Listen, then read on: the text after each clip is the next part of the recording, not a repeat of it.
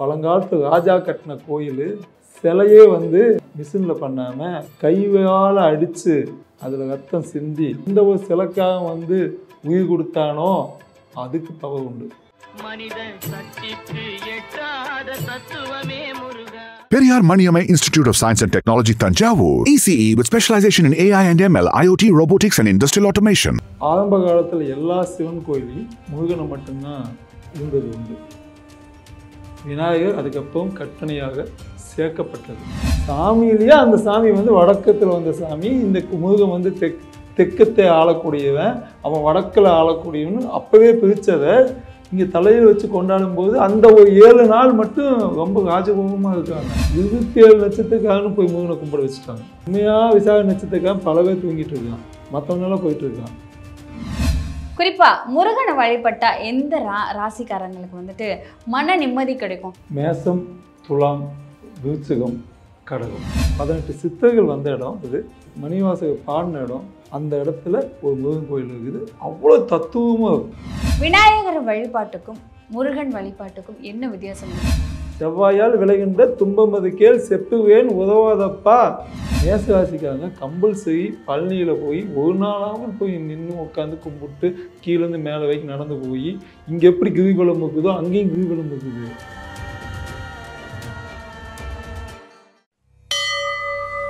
உங்கள் பிரார்த்தனையை புனிதமாக்க வந்துவிட்டது தீபம் அகர்பத்திகள். ஒரு தெய்வீக அனுபவம். பக்தி கதைகள், பக்தி பாடல்கள் மற்றும் ஆன்மீக சொற்பொழிவுகள் மூலம் உங்கள் ஆன்மாவை தூய்மைப்படுத்துங்கள். இன்றைய ஆலய ஆப்பை டவுன்லோட் செய்யவும். ஆன்மீக கிளிட்ஸ் நேயர்களுக்கு வணக்கம். தொடர்ந்து ஆன்மீக ரீதியாகவும் ஜோதிட ரீதியாகவும் நிறைய விஷயங்கள் பார்த்துட்டு இருக்கோம். அதில் இன்னைக்கு நம்ம யாரை பார்க்க போறோம்னா அமாவாசை ஜோதிடர் பொன்முடி. அவங்க கிட்ட முருகனை பற்றின நிறைய விஷயங்கள் கேட்டு தெரிஞ்சுக்கலாம். வாங்க. வணக்கம் ஐயா. வணக்கம். எப்படி இருக்கீங்க? நல்லா இருக்கு. ஸோ இப்போ பார்த்தா வந்து முருகனை கும்பிடுறதுங்கிறது அதிகமாக இருக்குது. ஒரு உலகத்தில் எங்கே பார்த்தாலும் எந்த இடத்துல பார்த்தாலும் முருகா முருகா அப்படிங்கிற சவுண்டு தான் கேட்குது. முருகான் கூப்பிட்டாலே முருகன் ஓடி வந்துடுவார். இதில் குறிப்பாக 12 ராசிகள், எந்தெந்த ராசிகள் எந்தெந்த கோவிலுக்கு போகணும் அப்படிங்கிறதையும் முதல்ல பார்த்தா முருகனை பக்தியுடன் எந்த ராசி, இப்போ வந்துட்டு இந்த ராசிக்காரர்கள் ரொம்ப பக்தியாக இருப்பாங்கன்னு சொல்லுவாங்களே, ஒருவேளை மேச ராசிக்காரர்கள் முருகன் மேலே ரொம்ப பக்தியாக இருப்பாங்க அப்படின்னு சொல்லுவாங்க. ஸோ எந்த ராசிக்காரர்கள் முருகன் கிட்ட ரொம்ப பக்தியாக இருப்பாங்க? மேசம், துலாம், விருச்சிகம், கடகம் இவங்க லக்னமாக இருந்தாலும் ராசியாக இருந்தாலும் ஆட்டோமேட்டிக்காக அவங்க ஒரு முருக பக்தராக இருப்பாங்க. எங்கேயாவது அவங்களுக்கு முருகனுக்கு ஒரு டச் இருக்கும். இன்றைக்கி தான் வந்து பார்த்திங்கன்னா எல்லாம் முருகன்னு சொல்கிறாங்க. நான் ஒரு சின்ன கதை சொல்கிறேன். பார்த்திங்கன்னா சின்னப்ப தேவர்னு சொல்லிட்டு ஒரு ப்ரொடியூசர் இருந்தார். எம்ஜிஆரையும் சிவாஜியும் உருவாக்கி விட்டவங்க. அந்த காலத்தில் சின்னப்ப தேவ ஃபிலிம்ஸ்னு ஒரு பெரிய நிறுவனம் அது. அவர் எப்பவுமே முழு நேரம் பட்டை போட்டு வாய் ஃபுல்லாக முருகானே எப்பவுமே கூப்பிடுவார். அவர் மிகப்பெரிய கோடீஸ்வரனாகவே நிறைய படங்களை ஜெயிக்க வச்சார். வட இந்தியா வரைக்கும் போய் முதல் ஒரு தமிழன் வட இந்தியாவில் போய் ஜெயித்தவங்க யாருன்னா சின்னப்ப தேவ ஃபிலிம்ஸ். அவங்க தான் முருகனுக்கு பேர் போனவங்க. முருகனை தவறா சொன்னால் அந்த படத்தை விட்டே தூக்கிடுவாங்க. அப்படிப்பட்ட ஒரு பெரிய பக்திமான். அதெல்லாம் யாரும் சொல்கிறதில்ல, யாரும் அதை பற்றியெல்லாம் பேசவில்லை. ஏன்னா இப்போல்லாம் சோசியல் மீடியா பார்த்தீங்கன்னா இப்போ கரண்ட்டில் போய் யாரெல்லாம் சொல்கிறாங்களோ அது மட்டும்தான் இருக்கும். எங்கள் அப்பா காலத்தில் நான் கண்ணால் பார்த்தது உண்டு. நான் கோயம்புத்தூர் இருந்தேன். அதனால் அந்த சின்னப்ப தேவ ஒரு இதுவே கட்டியிருக்காரு. மருதமலையில் அந்த படிக்கட்டே ஃபுல்லாக கட்டி மடமெல்லாம் கட்டி நீங்கள் அங்கே போனீங்கன்னா சின்னப்ப தேவ வந்து அன்பளிப்புன்னு போட்டிருப்பாங்க. நான் முருகனை பற்றி சொன்னங்காட்டி சொல்கிறேன். ஜெயித்தவங்க நிறைய பேர் இருக்காங்க. அதில் இது ரொம்ப முக்கியம். இதில் மேச ராசி, விருச்சிக ராசி, கடக ராசி, கன்னி ராசி, துலா ராசிக்காரங்களாம் அதிபயங்கமாக கும்பிடுவாங்க. இதுலேயே ரிஷப ராசிக்காரங்களும் கொஞ்சம் கும்பிடுறதுக்கு வாய்ப்பு உண்டு. முருகனுக்கு பிரதானமாக கூறப்படும் நட்சத்திரம் இது. இந்த நட்சத்திரம் தான் முருகனுக்கு ரொம்ப நம்மளுக்கு தெரிஞ்சதே வந்து கார்த்திகை நட்சத்திரம் அப்படிங்கிறது எல்லாருக்குமே தெரியும். ஸோ அதை தவிர வேற ஏதாவது நட்சத்திரம் இருக்கா? பூசம், உத்திரம், விசாகம், அனுசம் கேட்டை பண்ணுவாங்க. பட்டு மறைமுகமாக கும்பிட்டு இருப்பாங்க. ஆனால் அந்த அனுச நட்சத்திரக்காரங்களும் முருகனை கும்பிட்டுட்டு இருப்பாங்க. ஒரு மறைமுகமான கும்பிடுதல் இருக்கும். ஆனால் அவங்க கும்பிட வேண்டியது நிலா கும்பிடணும். பட் ஆனால் முருகன் மேலே பயங்கரமாக விருச்சகாசினா செவ்வாயோட வீடு, அதனால் நம்ம கும்பிட்டாகணும் அப்படின்னு அவங்களுக்குள்ள ஒரு மைண்ட் செட் ஆகி கும்பிடுவாங்க. ஆனால் மெயின் வந்து என்னென்னா இந்த நட்சத்திரங்க தான் பயங்கரமாக கிருத்திகை வந்து முழுக்க முருகனையோட இதுதான். பழனிக்கு தான் போய் கும்பிடணும். இல்லை வடபழனி, நம்ம சென்னையில் இருக்கும் வடபழனி முருகன் கோயில், அதுக்கு தான் அவ்வளோ பவர் உண்டு. மற்றதெல்லாம் வந்து ஒவ்வொரு நட்சத்திரத்துக்கும் ஒவ்வொரு இடம் இருக்குது. ஸோ அந்தந்த நட்சத்திரத்துக்கு அந்தந்த பவர் இருக்கும்ல. கண்டிப்பாக. சரி, கார்த்திகை நட்சத்திரம் முருகனுக்கு எப்படி தொடர்புடையது? முருகனுக்கும் கார்த்திகை நட்சத்திரத்துக்கும் என்ன சம்பந்தம் இருக்கு? அந்த 27 நட்சத்திரத்திலேயே முருகன் வந்து ஃபஸ்ட்டு முதல்ல என்ன ஆகுதுன்னா சண்டை போட்டு அவர் பழனிக்கு வந்துடுறாரு. பழனி வந்தோன்னா ஒரு ஆண்டி குளத்தில் உட்காந்துருவார். அந்த நாள் வந்து கார்த்திகை. அதனால் அந்த கார்த்திகைக்கு அவ்வளோ பவர் உண்டு. கார்த்திகை தான் முருகனோட முதல் அவதாரமாக எங்கள் அப்பாவும் சொல்லியிருக்காங்க. நானும் அதான் ஃபீல் பண்ணுறேன். கார்த்திகை தான் முதல் அவதாரம் எடுத்ததுக்காக. அதுக்கப்புறம் தான் நிறைய அவதாரம் எடுத்ததாக இது. முதல் கோவிச்சிட்டு அந்த இளமை காலத்தில், ரொம்ப சின்ன வயசு காலத்தில் கோவிச்சிட்டு தாய் தந்தையிடம் வந்து அங்கே உட்கார்ந்ததாகவும், அங்கே பாட்டெல்லாம் நிறைய பாட்டு பாடி முருகன் பற்றி அவையாக வந்து பாடி புரிய வச்சு பயங்கரமாக அதில் பெரிய கதைகள் உண்டு. திருவிடையால் நீங்கள் பார்த்தீங்கன்னா முதல் கார்த்திகை நட்சத்திரத்தை பேஸ் பண்ணி தான் அந்த கதையே ஸ்டார்ட் ஆகும். குறிப்பா முருகனை வழிபட்டா எந்த ராசிக்காரங்களுக்கு வந்துட்டு மன நிம்மதி கிடைக்கும்? நிறைய குழப்பத்தோட இருப்பாங்க, என்ன பண்றதுன்னே தெரியலடா அப்படின்னு இருப்பாங்க. ஸோ இந்த ராசிக்காரர்கள் முருகனை வழிபட்டா போதும், அவங்களுக்கு எல்லா சௌபாக்கியமும் கிடைக்கும் அப்படின்னு சொன்னா எந்த ராசிக்காரர்கள்? துலாம் எடுத்தோன்னா துலாம். அவங்க வந்து ரொம்ப ஒரு கன்ஃபியூஸ் இந்த சமயத்தில் போய் முருகனை கும்பிட்டால் கண்டிப்பாக ஒரு சாந்தம் அடையும். ஒரு டிப்ரெஷன் ஆகி, இல்லை ஒரு வெறி வந்து, இல்லை ஒரு எஸ்டீம் சொல்ல போனோம்னா துரோகங்களை சுமக்க முடியாமல் வலியோடு இருக்கவங்க, பழிக்கு பழி வாங்கணும்னு நினைக்கக்கூடியவங்க, அந்த நேரத்தில் முருகனை கும்பிடும்போது அது சாந்தமாகும். சனி தோஷம் உள்ளவர்கள் முருகனை எப்படி வழிபடணும்? முருகனை வழிபட்டா அவங்களுக்கு என்ன மாதிரியான மாற்றங்கள்லாம் இருக்கும்?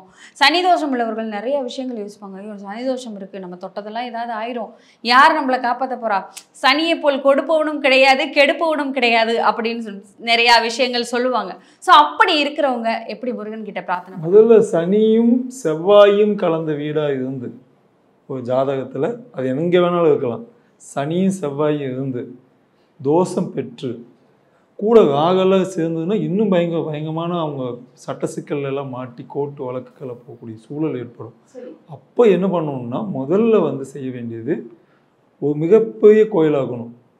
திருவண்ணாமலை, அப்போ சிதம்பரம் நடராஜன் கோயில், அது திருச்செந்தூர் கிடையாது, ஒரு வேதாலயத்துக்கு பக்கத்தில் வேத ஈஸ்வரர் கோயில், வேதபுதி ஈஸ்வரர் கோயில்னு ஒரு கோயில் இருக்குது. இல்லைன்னா ஒரு மிகப்பெரிய சிவன் கோயில் ஆகணும், ஒரு பல வாய்ந்த கோயில். அதுக்குள்ளே முருகனுக்கே ஒரு பெரிய கோயில் கட்டியிருப்பாங்க. சிவனும் முருகனும் ஒரு கோயில் கட்டியிருப்பாங்க உள்ளுக்குள்ளேயே, சும்மா சின்னதாக இல்லை, அதுவே ஒரு பெரிய கோயிலாக இருக்கும். அந்த கோயிலுக்குள்ளே போய் நின்று கும்பிடணும். அங்கே சனி பகவான் தனித்து சிலை இருக்கணும் அந்த கோயிலுக்குள்ளே. இதெல்லாமே அந்த அமைப்பு பார்த்தீங்கன்னா மினிமம் ஒரு 3 ஏக்கர் 4 ஏக்கரில் கட்டியிருக்கணும் அந்த கோயில். அப்போது 200 வருஷம் 3000 வருஷம் 2000 வருஷம் பழமை வாய்ந்த கோயிலாக இருக்கணும். ஒரு கடலுக்கு பக்கத்தால் இருக்கணும். பியூர் முருகன் கோயில் இருக்கக்கூடாது. முருகனை மட்டும்தான் அங்கே மேஜாக இருக்குதுன்னு இருக்கக்கூடாது. அங்கே எல்லா கோயில்களும் பெருசாக்கும். இது இப்படி பார்த்து நான் வியந்தது உண்டு. வேதாரண்யம்னு ஒரு ஊர், அந்த ஊருக்குள்ளே ஒரு கோயில் இருக்குது. அந்த கோயில் பார்த்தீங்கன்னா அவ்வளோ விசேஷமான 18 சித்தர்கள் வந்த இடம். அது மணிவாசக பாடின இடம். அந்த இடத்துல ஒரு முருகன் கோயில் இருக்குது. அவ்வளோ தத்துவமாக இருக்கும். அதெல்லாம் இப்போ கம்முன்னு இருக்குது, கூட்டமே இல்லாமல். அந்த ஊருக்கு அங்கே மட்டும் கும்பிட்டு நான் பௌர்ணமி போய் கும்பிடுவேன். நான் அந்த மாதிரி சில கோயில்கள் தேடி என்னோடய கிளைண்ட்டுக்கெல்லாம் சொல்லணும்ல, செவ்வாயும் சனியும் சேர்ந்திருந்தால் எப்படி, அதுக்காக இதெல்லாம் நான் பிடிச்சது உண்டு. நான் பல நாள் வருத்தப்பட்டதும் உண்டு. எங்கேயோ போய் கூட்டத்தில் உட்காந்துட்டு இருக்காங்க, இங்கே நின்று கும்பிடல அவங்க அப்படின்னு வருத்தப்பட்டது உண்டு. அந்த மாதிரி சனியும் முருகனும் சிவனும் சேர்ந்த இடங்கள் எங்கெல்லாம் இருக்குதோ, எங்கெல்லாம் அது தோன்றி இருக்குதோ, சுயம்பாக தோன்றி இருக்குதோ அங்கே போய் இவங்க கும்பிடணும். தானாக தோண்டி இப்போ இந்த சமகாலத்தில் ஒரு கோயில் கட்டினாங்க, அங்கெல்லாம் அவ்வளோ பவர் இருக்காது. பழங்காலத்து ராஜா கட்டின கோயில் சிலையே வந்து ஐபெட்டில் பண்ணாமல், மிஷினில் பண்ணாமல், கையால் அடித்து அதில் ரத்தம் சிந்தி எந்த ஒரு சிலைக்காக வந்து உயிர் கொடுத்தானோ அதுக்கு பவர் உண்டு. நீங்கள் எல்லாம் என்ன நினைக்காங்கன்னா, முருகன் கோயில் இங்கேயும் முருகன் இருக்குது, அப்போ கடவுள் காப்பாற்ற மாட்டாரா அப்படின்னு சில பேர் நினைக்காங்க. நானும் நினச்சது உண்டு. நான் தேடி போகும்போது தான் தெரியுது, அந்த சிலையை செஞ்சவன் வந்து 2000 வருஷத்துக்கு முன்னாடி செஞ்சவன். இப்போ சிலையை போய் கேளுங்க, சிலை செய்ய ஆளுகளே கம்மியாயிட்டாங்க. அதனால் இப்போ இருக்க சிலைக்கு உயிர் கம்மி, அப்போ இருக்க சிலைக்கு உயிர் உண்டு. விநாயகர் வழிபாட்டுக்கும் முருகன் வழிபாட்டுக்கும் என்ன வித்தியாசம் இருக்குது? 2 பேருமே ஒரு தந்தை தாயர் தான். ஸோ 2 பேருமே அண்ணன் தம்பின்னு தான் சொல்லுவாங்க. ஸோ இவங்க 2 பேரோட வழிபாட்டுக்கும் என்ன வித்தியாசம் இருக்குது? கல் தோன்றி மண் தோன்றி காலத்தில் மூத்து குடி நம்ம குடி, தமிழ் குடி. இவங்க ஆரம்ப காலத்தில் எல்லா சிவன் கோயிலையும் முருகனை மட்டும்தான் இருந்தது உண்டு. விநாயகர் அதுக்கப்புறம் கற்பனையாக சேர்க்கப்பட்டது. ஆனால் நம்ம வட இந்திய எல்லாத்தையும் நம்ம என்ன சொல்கிறோம், ஹிந்தி கற்றுக்கூடாதுங்காங்க, ஹிந்தி பேசக்கூடாதுன்னு சொல்கிறாங்க, ஹிந்தினால் வடக்கின்னு சொல்கிறாங்க. ஆனால் இது அதிகமாக பயங்கரமாக போராட்டு கும்பிட வேண்டிய இடம் எங்குதுங்களா, விநாயகரில் அந்த வட இந்தியாவில் தான் கும்பிடுறாங்க. ஆனால் அந்த ஒரு நாள் மட்டும் நம்மளுக்கு எங்கேருந்து நாணோதயம் வந்தது, எங்கேருந்து பற்று வந்ததுன்னு எனக்கு தெரியல. நான் வந்து முருகனை கும்பிடக்கூடிய ஆள், சிவனை கும்பிடக்கூடிய ஆள். விநாயகர் வந்து உருவாக்கப்பட்டது ஒரு கற்பனையில், இன்னொன்று உருவாக்கப்பட்டு திணிக்கப்பட்டது தான். ஒரு யானையே கும்பிட்டுடலாம், அதுக்கு ஒரு யானை, முழு யானையை கும்பிடலாம். ஆனால் இவங்க திணிக்கப்பட்ட ஒரு இதுதான். அது நீங்கள் பாருங்கள், முருகனை பற்றி இப்போ பார்த்த வீடியோ வந்துட்டு இருக்கும், சிவனை பற்றி வந்துட்டு இருக்கும். ஏன் விநாயகரை பற்றி யாருமே பேச மாட்டேங்க? ஆமாம், பேச மாட்டேன். ஏன் பேசல? நியாயம் கேட்க, அதாவது இது எவ்வளவு பெரிய, கண்டிப்பா இந்த கேள்வி எல்லாருக்குமே இருக்கு. ஒரு வீட்டுல சாமி கும்பிடணும்னாமே ஒரு மஞ்சள்ல புடிச்சு வைப்போம், விநாயகருக்கு புடிச்சு வச்சுட்டு விநாயகருக்கு அது விநாயகர் கிடையாது, மனதிடம். ஒரு மஞ்சளை பிடிச்சி நீங்க வச்சீங்கன்னா அது விநாயகன் பிற்காலத்தில் சேர்க்கப்பட்டது. முதல்ல அது ஒரு கடவுள், அவ்வளவுதான், அவ்வளவுதான். அது வச்சுதான் ஸ்டார்ட். அந்த வீட்டுக்குள்ள எதுவுமே இல்லைன்னா ஒரு மஞ்சளை பிடிச்சி வைன்னு சொல்லுவாங்க. அப்போது பிற்காலத்தில் அது வந்து யார் ஓந்துனாங்களோ, யார் ஆரிய தாவர்களாக வந்தாங்களோ, எங்கேருந்து வந்தாங்களோ, அப்போது திடீர்னு இதாக தோன்றுச்சுங்க. நான் இதையே முழுக்க ஒரு 100 வருஷ கால புக்கை கையில் வச்சுருக்கேன். எங்கள் அப்பா காலத்துலேயும் இது பிரச்சனையாகவே எழுந்து பெரிய, அப்பவும் நாட்டு பிரச்சனை நடந்தது. இப்போ வந்து சமமாக ஆயிட்டாங்க. எப்படின்னா, அந்த விநாயகர் சதுர்த்தியும் போது நாம் பயங்கரமாக திருவிழா கொண்டாடுறது என்ன, கடலை கொண்டு இது பண்ணுறது என்ன. ஆனால் யாருக்கும் என்ன, விநாயகர் இந்தி வடக்க சம்மந்தப்பட்டவங்க வந்து சாமியிலேயே வச்சுருக்காங்க. சாமியிலேயே அந்த சாமி வந்து வடக்கத்தில் வந்த சாமி. இந்த முருகன் வந்து தெற்கத்தை ஆளக்கூடியவன், அவன் வடக்கில் ஆளக்கூடியவன். அப்போவே பிரித்ததை இங்கே தலையில் வச்சு கொண்டாடும் போது அந்த ஒரு 7 நாள் மட்டும் ரொம்ப ராஜகோபமாக இருக்காங்க. அப்போ நீ எல்லா நாளும் இருந்தாகணும். 7 நாள் மட்டும் இருந்துட்டு மீதி 100 நாள் வந்து கம்மன் விட்டா அது எனக்கு அதில் உடன்பாடு கிடையாது. முருகன் மேலே எனக்கு உடன்பாடு உண்டு. முருகனை பொறுத்த வரைக்கும், சுப்பிரமணியனை பொறுத்த வரைக்கும் அவருக்கு பூஜை செய்ய வேண்டிய, கோவிலில் பூஜை செய்ய வேண்டிய ஏற்ற நல்ல நாள் இது. சில பேர் எல்லாரும் சொல்லுவாங்க, அவர் செவ்வாய்க்காரகர், செவ்வாய்க்கிழமை தான் போய் அவரை கும்பிடணும், செவ்வாய்க்கு ரொம்ப உருத்தானவர், செவ்வாய்க்கிழமை போயிட்டு கும்பிட்டா நல்லதுன்னு சொல்லுவாங்க. சில பேர் என்ன சொல்லுவாங்க, நீ பிறந்த நாள், பிறந்த நட்சத்திரம், அதை வச்சு நீ போய் முருகனை வழிபடு, உனக்கு எல்லாமே நல்லபடியாக நடக்கும் அப்படிங்கிறது சொல்லுவாங்க. எந்த நாளில் முருகனுக்கு பூஜை செய்தால் சிறப்பாக இருக்கும்? எல்லாருமேவா இல்லை பர்டிகுலர் முருகனுக்கு கும்பிடுறது? எல்லாருமே. அப்படின்னா இந்த அவங்களோட நட்சத்திரம் ஒன்று இருக்குது. முருகனோட விசாக நட்சத்திரம், உத்தர நட்சத்திரம், பூச நட்சத்திரம், கிருத்திகை நட்சத்திரம். இந்த நட்சத்திரம் அன்னைக்கு போய் முருகனை வழிபடுவது ரொம்ப நல்லது. அந்தந்த கோயிலில் போய் தன்னோட நட்சத்திரம் இந்த நட்சத்திரமாக இருந்து, பூச நட்சத்திரமாவோ விசாக நட்சத்திரம், கம்பல்சரி அவங்க முருகனை போய் கும்பிடணும். இல்லை அந்த லக்னாதிபதி லக்னம் வந்து அந்த அந்த நட்சத்திரத்தில் ஏறிக்குது. இப்போ மேச லக்னமாக இருந்து அவன் கிருத்திகை நட்சத்திரத்தில் தான் அது ஏறிக்குது, இல்லை ரிஷப ராசியாக வந்து கிருத்திகையில் தான் ஏறிக்குது. கண்டிப்பாக அந்த அவங்களாம் முருகனை கும்பிடலாம். மற்றவங்களாம் நார்மலாக இது கும்பிடலாம். ஏன்னா இந்த நட்சத்திரத்தில் பிறந்தவனுக்கு அந்த மாதிரி ப்ராப்ளம் வரும்னு தெரிஞ்சு அந்த சாமியை பிரிச்சுருக்காங்க. இதே நீங்கள் அவிட்டம் சதயமெல்லாம் எடுத்தீங்கன்னா காளியை கும்பிட்டாகணும். இப்படி திருவோணம் மிருகசீடம் திருவாதையெல்லாம் சிவனை கும்பிட்டாங்க. இப்படி தனித்தனியாக பிரிச்சுருக்காங்க. இவங்க என்ன பண்ணிட்டாங்கன்னா எல்லாருமே 27 நட்சத்திரக்காரன்னு போய் முருகனை கும்பிட வச்சுட்டாங்க. உண்மையாக விசாக நட்சத்திரக்காரன் பல பேர் தூங்கிட்டு இருக்கான், மற்றவனெல்லாம் போயிட்டுருக்கான். கார்த்திகை நட்சத்திரம் அன்னைக்கு பழனி மலைக்கு போகணும். அந்த கார்த்திகைக்காக ஏதோ 101 ஆள் தான் போவான். மீதியெல்லாம் 99 பேர் சாதாரண நாட்கள் தான் போயிட்டுருக்காங்க. எப்படியாவது கிடச்சிடாதா, பண்ணிடாதா, நம்மளுக்கு கொடுத்துட மாட்டாதா. அது எப்படின்னா நீ பக்கத்து வீட்டுக்கோ இல்லை உன்னோட சொந்த பந்தத்துக்கோ பெத்த தாய்க்கு செய்ய வேண்டிய கடமைகள் எல்லாம் செஞ்சால் அந்த முருகனே வந்து உங்களுக்கு ஹெல்ப் பண்ணுவார். நீங்கள் ஊர்லெல்லாம் ஏமாற்றி அடுத்தவன் சொத்தை ஏமாற்றி அடுத்தவன் பொண்டாட்டியை பார்த்து அடுத்தவன் சொத்தை பிடுங்கி அப்போ போய் நீங்கள் முருகனுக்கு போய் செஞ்சால் அந்த முருகன் கண்டிப்பாக கொடுக்க மாட்டார். சிறப்பு. இது வந்து நம்மளோட சேனலில் அழுத்தமாக அந்த முருகனை பற்றி நீங்கள் ஃபுல்லாக கேட்டதுனால இது நிறுத்தமாக சொல்கிறேன். அது தேவை. முருகன் வழிபாட்டால் எந்த நட்சத்திரக்காரர்களுக்கு திருமண தடை நீங்கும்? ஏன்னா திருமண தடை அப்படிங்கிறது ரொம்ப கஷ்டம். ஐ மீன் சில பேருக்குலாம் வந்து திருமணம் வரைக்கும் வந்து திருமணம் நடக்காமல் போயிடும். திருமணம் நாள் குறிச்சிருப்பாங்க, பொண்ணு பார்த்துருப்பாங்க, திருமணம் வரைக்கும் வந்து திருமணம் நடக்காமல் போயிருக்கலாம். ஸோ எந்த நட்சத்திரக்காரர்களுக்கு முருகனை வழிபட்டால் திருமண தடை நீங்கும்? நட்சத்திரம்னு சொல்கிறத விட செவ்வாய் 1லையோ 7லையோ 8லையோ அங்கே தான் முருகன். செவ்வாய்னா முருகன். நட்சத்திரத்தை விட அந்த கட்டத்தில் 4லையோ 12லையோ இதெல்லாம் தோஷம் பெற்று வலிமையாக நின்று சில ஜாதகமெல்லாம் செவ்வாயும் ராகும் சேர்ந்து உட்காந்துட்டு இருப்பான். இன்னும் பயங்கர ஸ்ட்ராங்கு. நான் போகாத கோயில் இல்லை, போகாத இடம் இல்லை, இருந்தாலும் எனக்கு நடக்கலைன்னு சொல்லுவாங்க.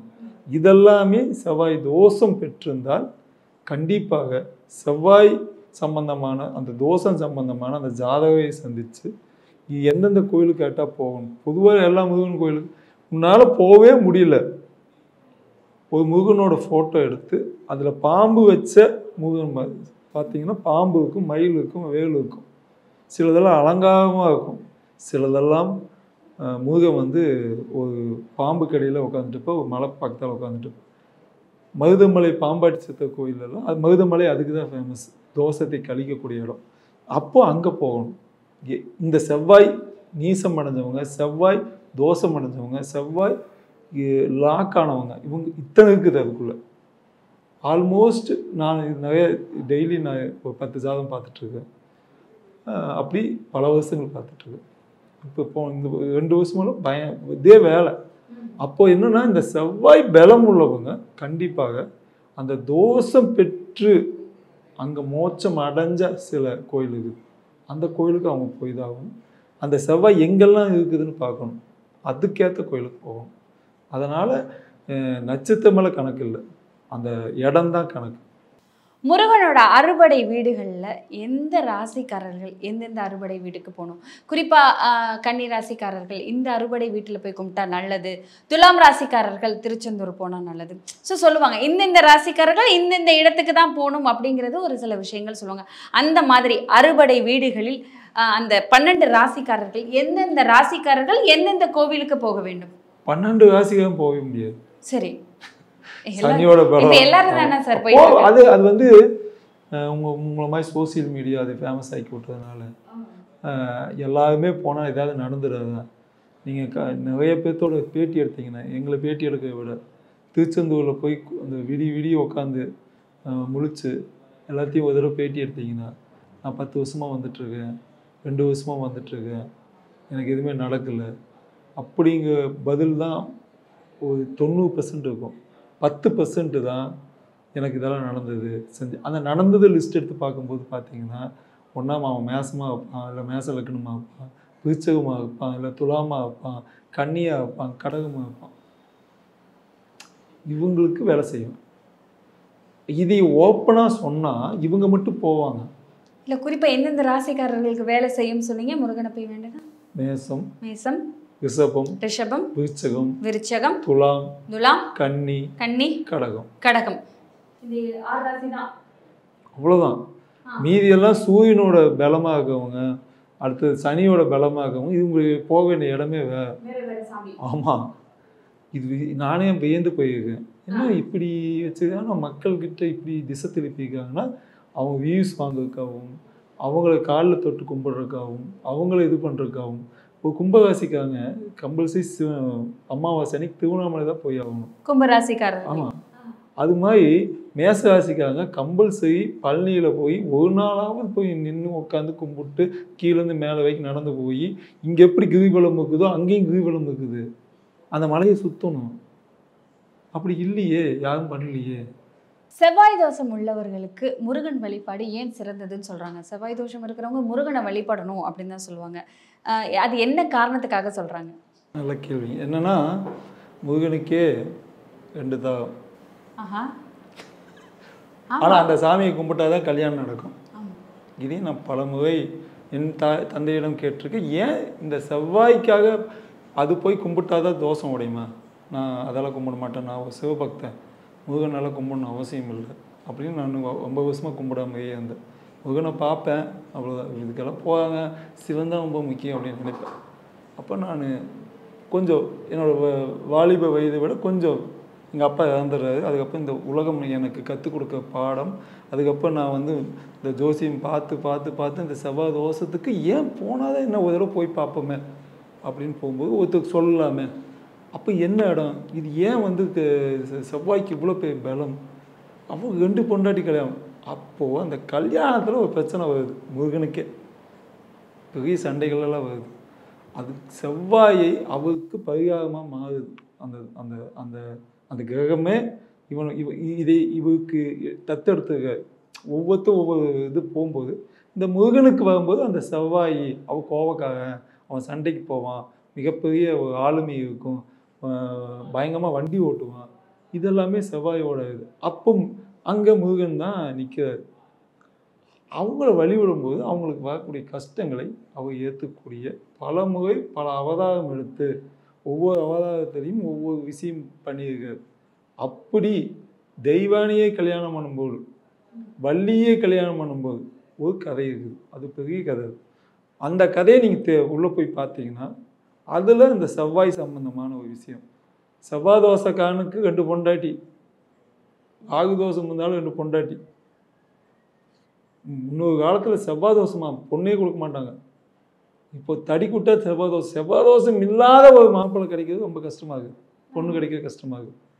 இது நான் சின்ன பையனாக இருக்கும்போது எல்லாம் செவ்வாய் தோசமா ஐயோ அப்படின்னு ஒரு பெரிய கவலையோடு இப்போ ஜாதகமெல்லாம் இருக்குது. அவங்க அம்மா குடும்பமே கவலைப்பட்டதெல்லாம் நான் பார்த்துருக்கேன். எங்கள் அப்பா ஜாதகம் பார்க்க இன்னும் இதுக்கு போய் பயப்படுறாங்க. எனக்கு என்னப்பா அப்படின்னா உனக்கு பயங்கரமான செவ்வாய் தோசை இருக்குதுன்னு சொல்லுவேன். அப்போனா எனக்கு கல்யாணம் ஆகாதப்பா அப்படின்னு நான் ரொம்ப சின்ன வயசுலேயே கேட்டது. எனக்கு லேட்டாக தான் ஆச்சு. நான் முருகனை கும்பிட்டு அதெல்லாம் நிறைய விஷயம் பண்ணும்போது தான் எனக்கு ராகு இருந்தது, செவ்வாய் இருந்தது, சனி இருந்தது, இதெல்லாம் உடச்சி வரக்குள்ளே இவ்வளோ நாள் ஆயிடுச்சு. அப்போ இது உண்மைதான் என்னைய புரிய வச்சது. அப்போ நான் உலகத்துக்கு சொல்ல போவேன். அப்போது இந்த விஷயத்தை செவ்வாய் வருவது ஒரு நிலத்தை பேஸ் பண்ணி வேலை பார்க்கவனுக்கும் ஏன் அவன் மிலிட்ரியில் இருப்பான். செவ்வாய் பலமாக இருந்தால் மிலிட்ரியில் இருப்பான், பயங்கரமாக கார் ஓட்டுவான், ஃபயர் பண்ணுவான், சண்டைக்கு போவான், சண்டையில் ஜெயிப்பான், ரவுடியும் இருப்பான். ஒரு பெரிய ரவுடி டானெல்லாம் எடுத்து பார்த்தீங்கன்னா அவன் ஜாதகத்தில் செவ்வாய் பலமாக இருக்கும். நல்லவன் தான் நல்லா சொன்னாங்க, கெட்டவனுக்கு இருக்குது செவ்வாய்.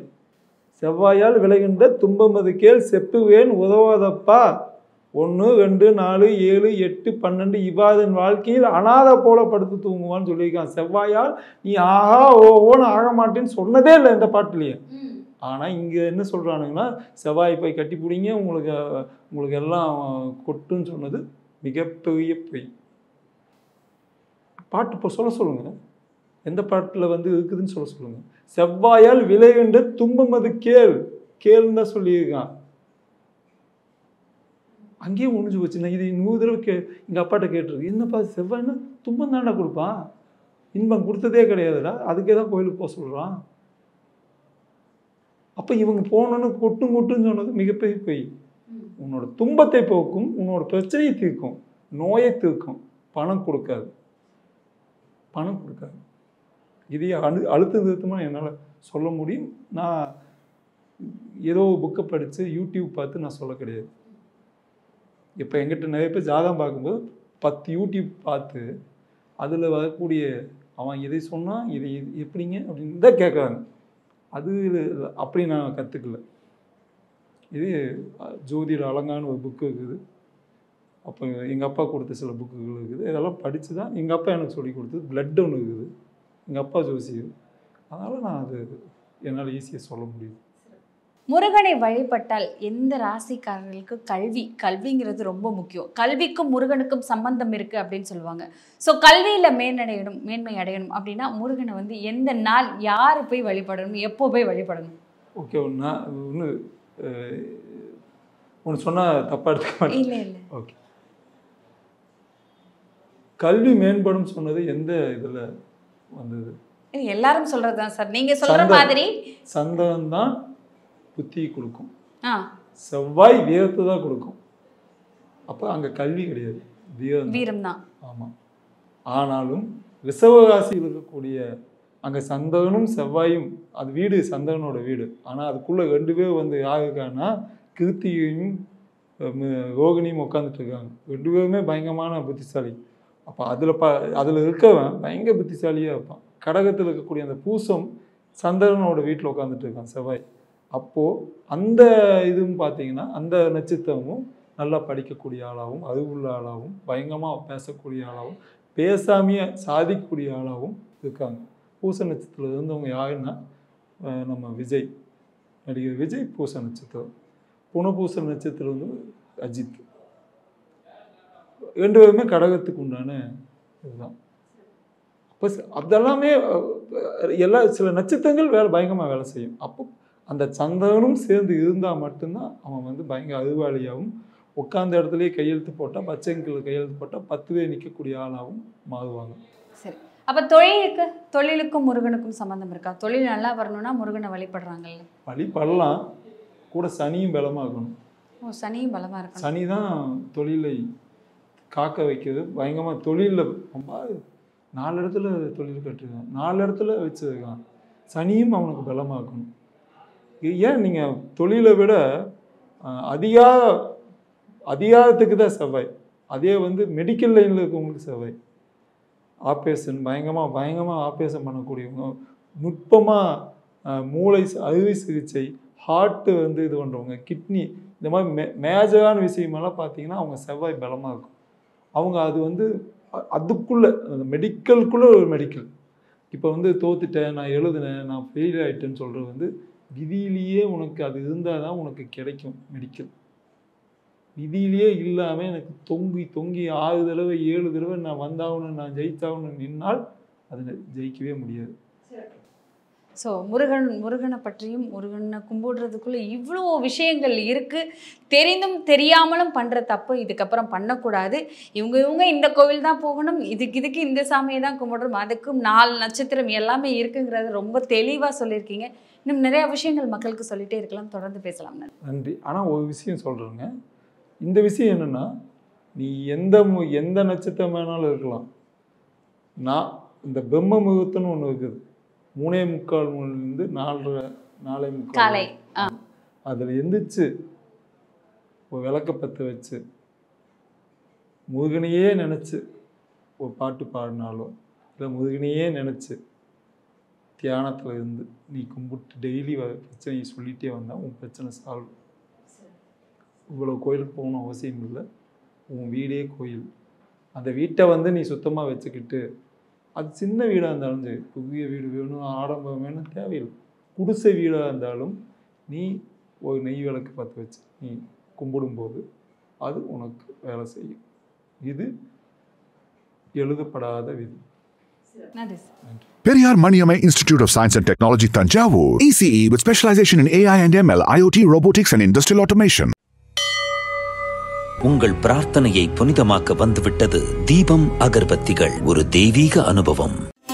மந்திரங்கள், பக்தி கதைகள், வேதங்கள், பக்தி பாடல்கள் மற்றும் ஆன்மீக சொற்பொழிவுகள் மூலம் உங்கள் ஆன்மாவை புனிதப்படுத்துங்கள். இன்றே ஆலயா ஆப்பை டவுன்லோட் செய்யவும். இப்போது ஆப் ஸ்டோர் மற்றும் பிளே ஸ்டோரில் அவைலபிளாக உள்ளது.